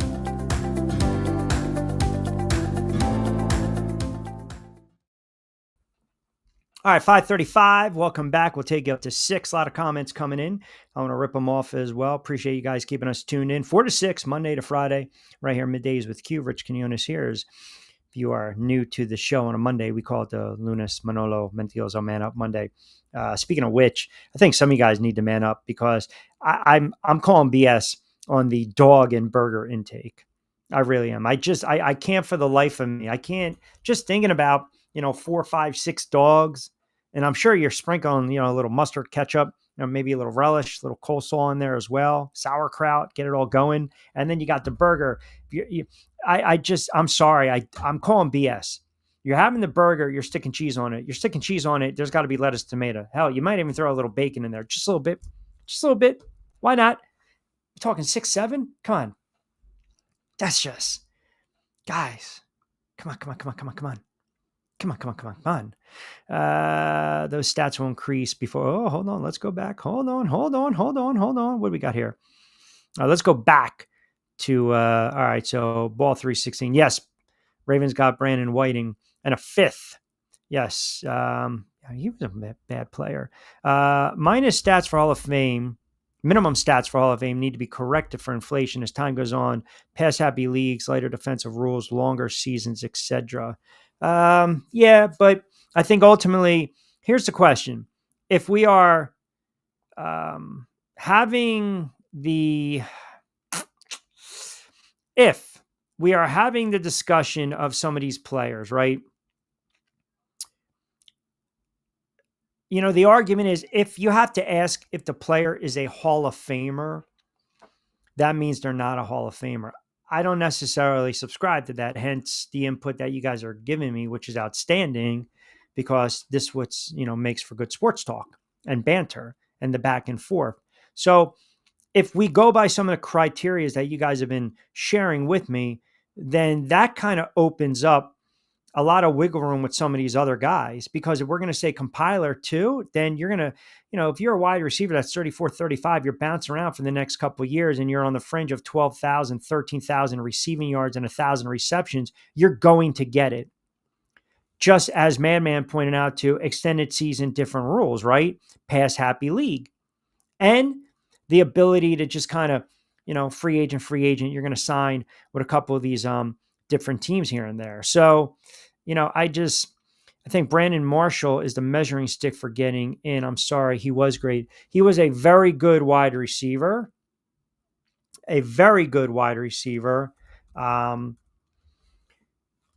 But are we going to sit there and say he was a dominant wide receiver? Now Marshall was I think he was steady Eddie, but now here's what hurts him. Ready? So he had just under 1,000 receptions. He had over 12,000 receiving yards. He had 83 touchdowns. Now you guys might sit there and say, well, wait a second, that's a great career. And yeah, I don't know if he was an all-pro. I think he was an all-pro one time. And you can argue, well, that's kind of hard when you're in a conference with some of the other wide receivers that we mentioned. Larry Fitzgerald, a Hall of Fame receiver. Isaac Bruce Torrey Holt. Look, Art Monk never put up sexy numbers, but for the time he played, those were as consistent as they come. Now, I'll do you one better for you old school Eagles fans. One of the most difficult wide receivers to defend back in the day was Harold Jackson. Harold Jackson started his career with the Rams. Then he went to the Eagles for a couple of years and back to the Rams. He bounced around. But his numbers for when he played, they are Hall of Fame worthy. They're Hall of Fame worthy. Even a guy like, and I'm glad that he finally got in. Harold Carmichael. Harold Carmichael would just drive defenses absolutely crazy. I mean, you couldn't defend him. You just couldn't. He was too big. And he was so fast. And he would go up and he'd catch the ball at the highest point, right? A release. Talking to a guy that was 6'8", 6'9", 225. Back then, that was a monster. And he finally got in because the Veterans Committee saw that, okay, here's his production, right? And to be honest, early on in his career, he was on some bad teams and the Eagles really didn't have a quarterback. They just didn't. And then obviously, Jaworski comes into play in 76, 77, 78, and then his numbers were off the chart. So different eras. Absolutely. They would have paid T.O. Yes, they would have. Solid start to the tour, by the way. Thursday, Monday is a long time. Very easy to do. I don't know what we're talking about. Oh, hold on. Hold on. I saw it used to be 3:45. Where are we going with this? Hold on. 3:45. You used to be 3:45. What are you at right now? That's not, we down a couple LBs, starting to bike a little bit. Is that where we're getting at? Hey, as long as you're in there trying to work up a sweat, that's all that matters. I'm not saying he should get in. I'm saying just his stats as a baseline. It's a very good argument. Tom Summers Point chimes in. Excellent reference with Jackson and Carmichael. Jackson was beyond a beast back in the day, Q. Joe D. South Philly chiming in. Q, you're talking about all these running backs. You're talking about Hall of Famers, and you're also talking about the wide receivers. But as some of your commenters already pointed out, the game has vastly changed. You go back in the 60s and 70s, if you had 5 or 6 years of really good offensive stats as a running back, you're probably going to get in. Not the case today. It's not. If Terrell Davis had the numbers he did back in the 60s and 70s, yeah, it's a no-brainer. Listen, it's so subjective, and we kind of, to bring it full circle, we started talking about this regarding Major League Baseball because last night, with everything else going on, I wanted to watch that 30 for 30 with the 1998 home run chase with McGuire and Sosa, and how we kind of already knew something was amiss with those players at the time, but we were infatuated with it. We were sucked in. We were all in watching that home run chase, back and forth. I tell the funny story. I've told the funny story on the air regarding that home run chase. So this was, I would say, in August. And again, don't fact check me, but I'm pretty sure I'd have to really go and look at the Cardinals' schedule that year. I'm gonna say it was sometime in August. They had a 3-game series. Here you go, against the Phillies, and I want to pull this up because I want to be accurate. So this is June, July,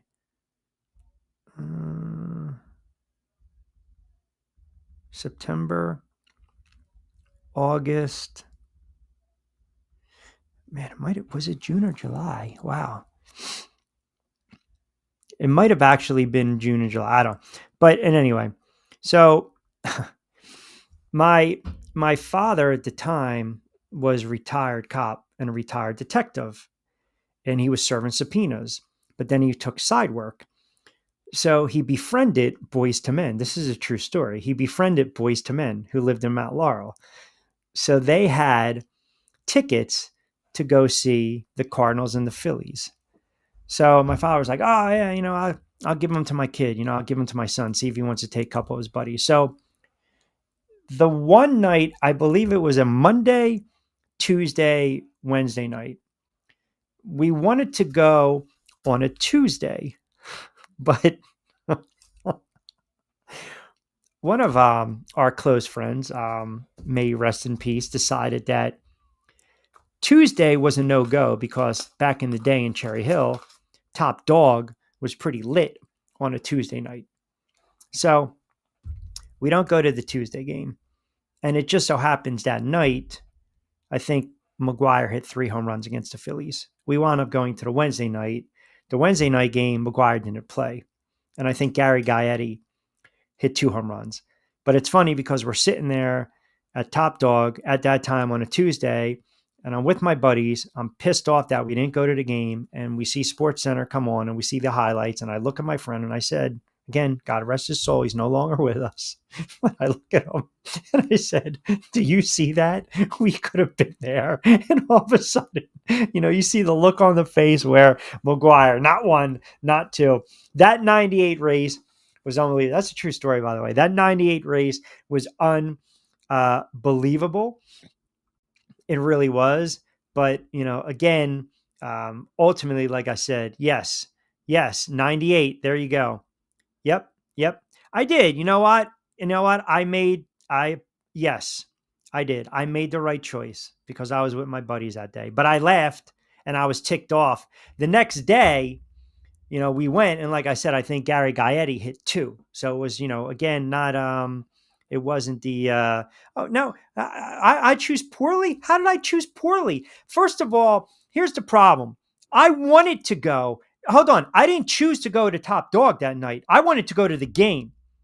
But I wanted to go with my friends. So I had to be a team player, but Democratic vote? I was outvoted because knuckleheads decided, let's put the collar up and let's go to Top Dog on a Tuesday. That's what they decided.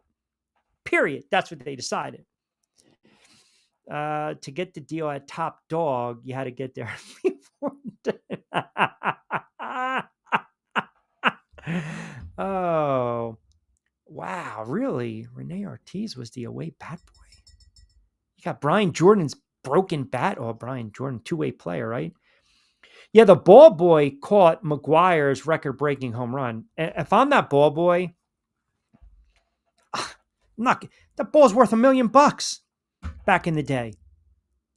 You're going to sit there because the camera's on you, and the late great Buck comes out and he says, "Hey, I present you with this ball." I mean, if you're that ball boy, you're keeping that ball, right?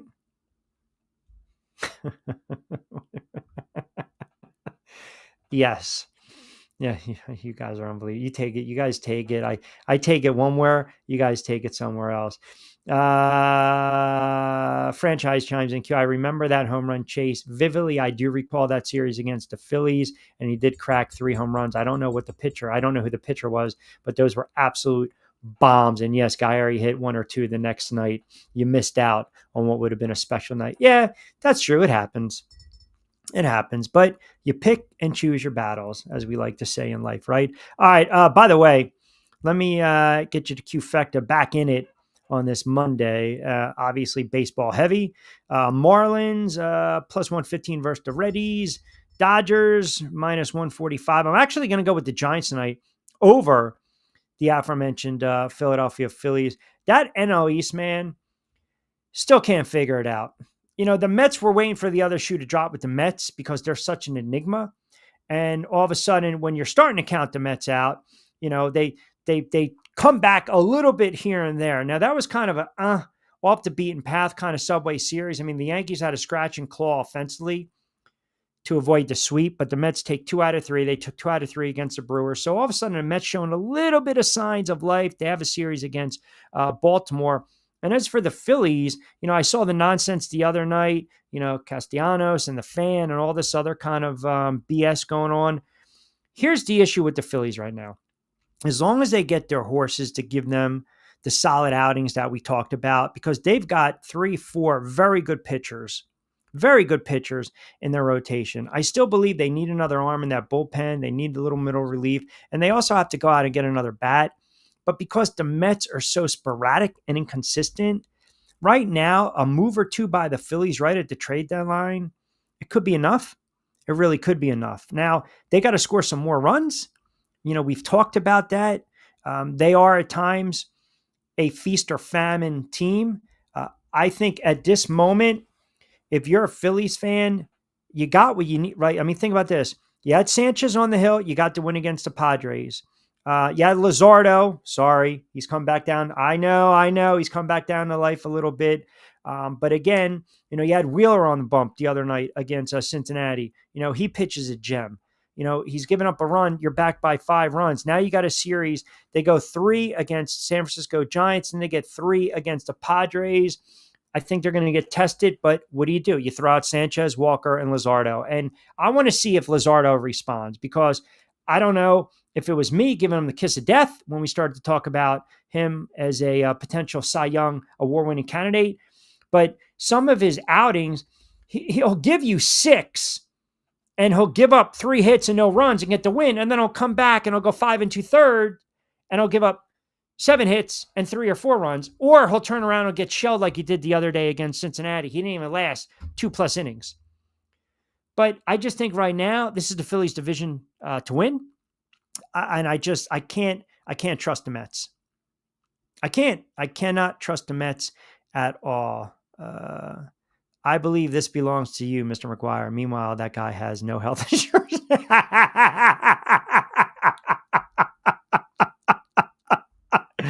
Well played. Excellent. Yeah, I believe exactly. I mean, if you're McGuire, you cut a deal on the side with the kid, right? Cut a deal on the side with the kid. Give him something. I mean, my goodness, that's horrible.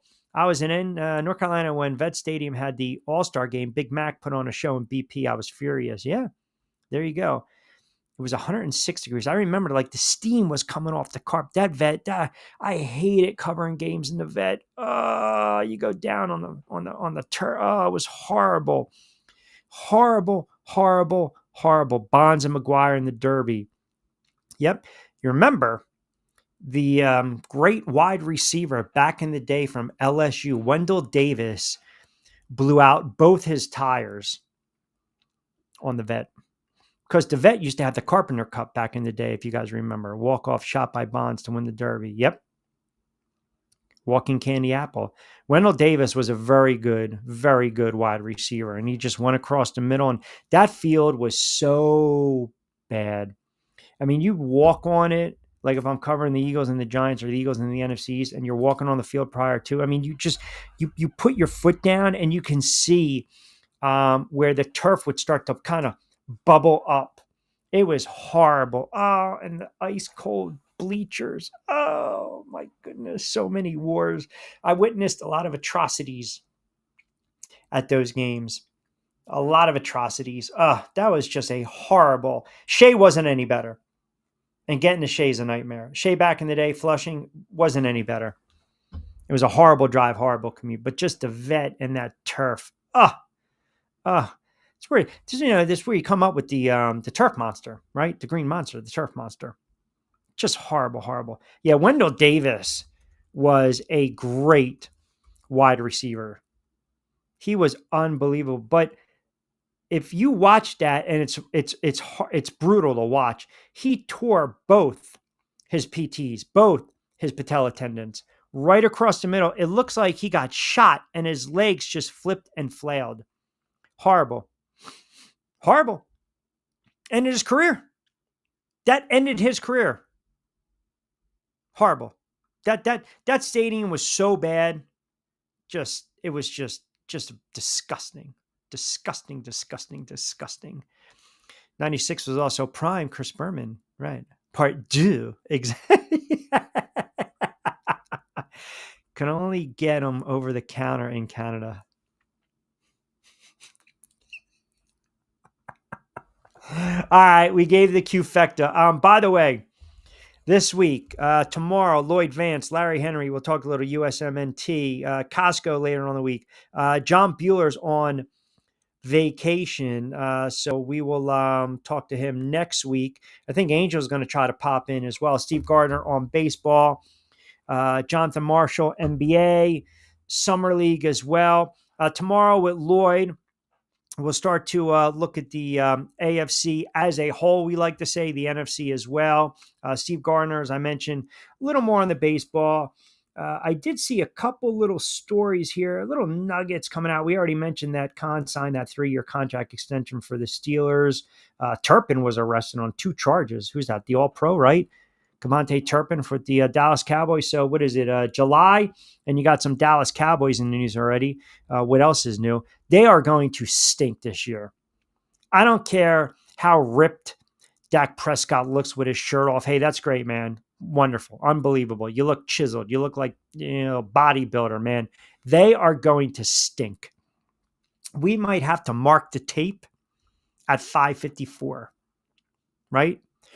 Has any more research come to light about the Vet Stadium turf causing cancer? They did a special, and it was because of those, and the name escapes me. The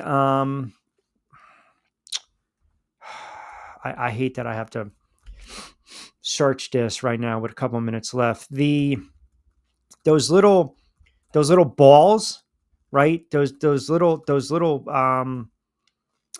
there's a name for them, but they wanted to get rid of them in stadiums.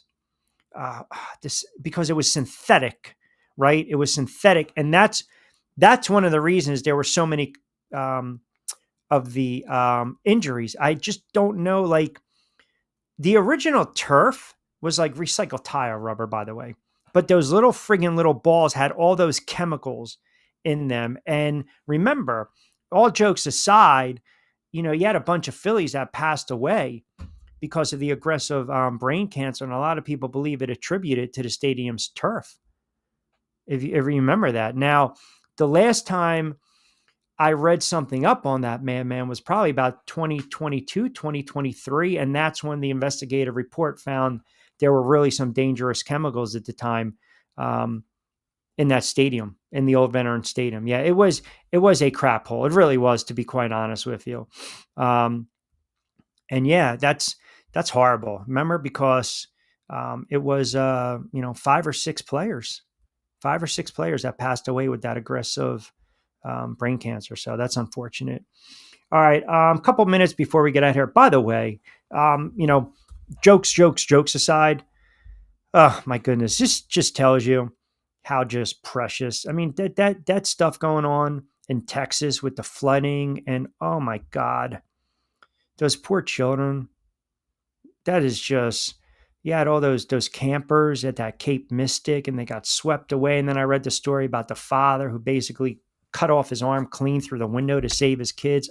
Just thoughts and prayers go out to those poor families in that community. That is just, I cannot even imagine.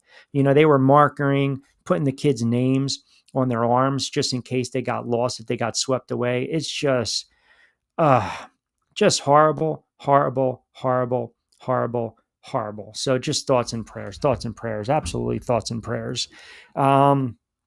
Chemicals were in the turf. Yes, there was a chemical in the turf. There was.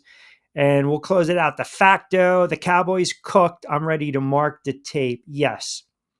At 5:57 on July 7th, on a lunes, Manolo, Mentioso, Man Up Monday, you can mark the tape. Man chimes in. Oh, really? Oh, I didn't want to hear that. It was horrible. Oh, man. I was really looking forward to seeing that. And now you're oh, man. You're probably the same guy that, liked the show Manifest.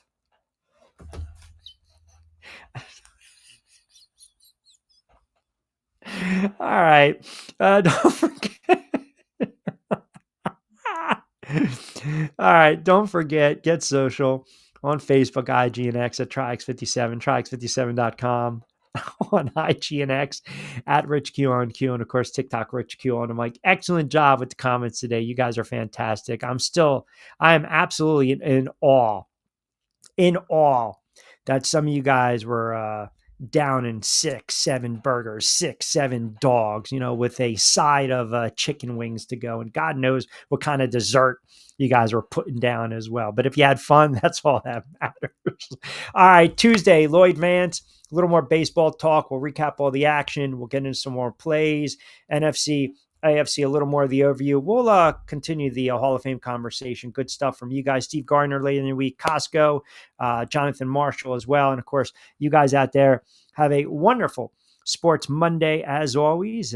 We appreciate you guys keeping us locked into Middays with Q right here on Triax57, Triax57.com. And I think you're ready for Joey Chestnut. I think you are ready for Joey Chestnut, the world's greatest eater, Madman. You might come into a close second, but from what you did over the weekend, you might rival that. Everyone have a wonderful and sound Sports Monday. We'll be back in the saddle tomorrow from 4 to 6. As always, I'm Rich Quinones. Thanks for tuning in to a Monday edition of Middays with Q right here on Triax57. As always, hasta luego, buen día.